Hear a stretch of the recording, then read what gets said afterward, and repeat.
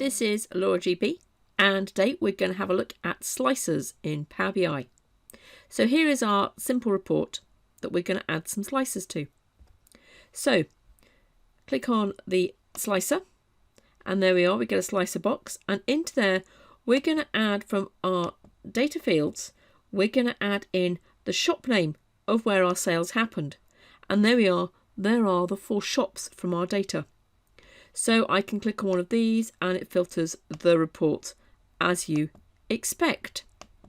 Okay. So let's have a quick look at a couple of things. Firstly, if you have one selected, you can use the Control key to select another option in there. Another thing in slicers, if you click on to the clear selections at the top here, the little button, there you are, it removes all the slicers. So now let's go through some other selection changes we can make. So I'm going to click on the format and I'm going to expand selection controls. Now into there we can choose the single select to be turned on. And there we are, if we look at our slicer now, we can see they've become little round buttons, just like a radio button. Okay, and this means you can't have none selected. There's always one selected. So if I turn off the single select again, we go back to the square boxes and I can now turn them all off. Okay, so that all of them are selected. Multi-select with Control, you can turn that off. Okay, so now that means I can just click on multiple ones and they all get selected, and I unselect them to unselect it. Okay, you can tell this has been turned on because the little white ticks. This is great for people who are using a touch screen, okay, where there isn't so easy to press the Control key. There is also the third option in selection controls is Select All. If I click that on, there we are, we get an extra Select All at the top here. I can click on it and it selects them all, and I can unselect them all. Okay, so there are multiple choices in the selection controls.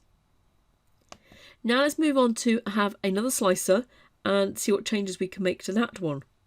So I'm going to pick slicer again, and this time from my products table I'm going to pick the product range.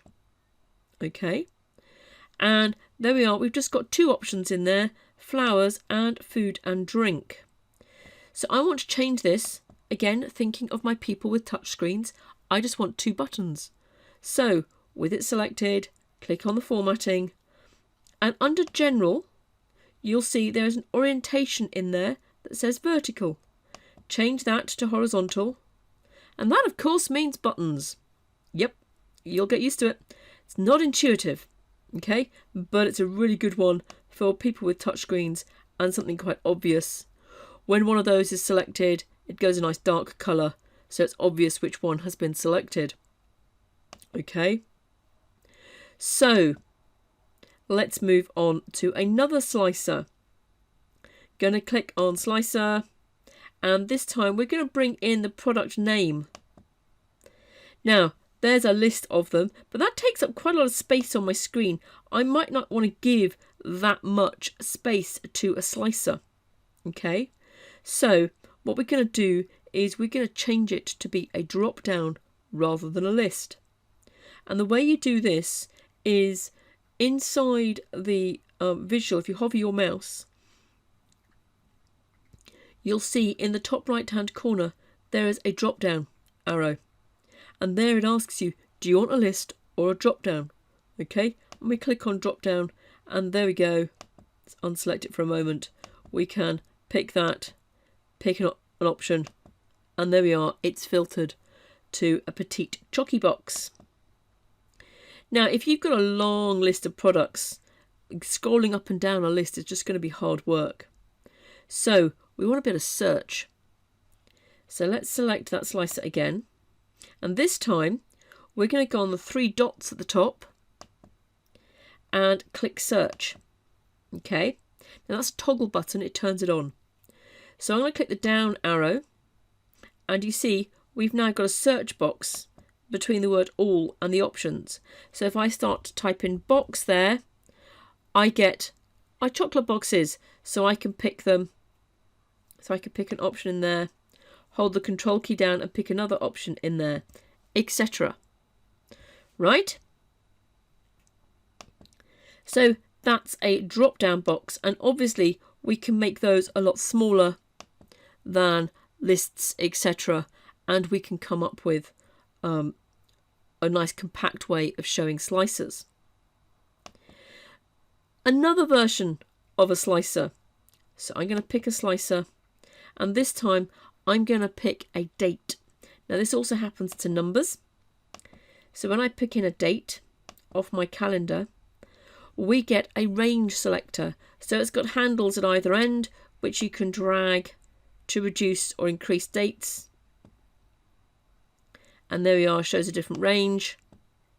If you go to the top right hand corner this time, you'll see that there are more options. So we've got a between, a before and an after, a list or drop down, plus we've got relative date formatting, so that can be based off today's date. So there we go, we can do a number of different things with slicers. So we've got a tick list, we've got buttons. Okay, now that button's gone just down to food and drink because we've got a product selected. So if I remove the filter there we are, we get our flowers and food and drink, and there we are, we get our date range too. Do remember to pick the slicer that's going to work for your audience. Okay, so the range selector, the buttons, the drop down, or even just a plain list.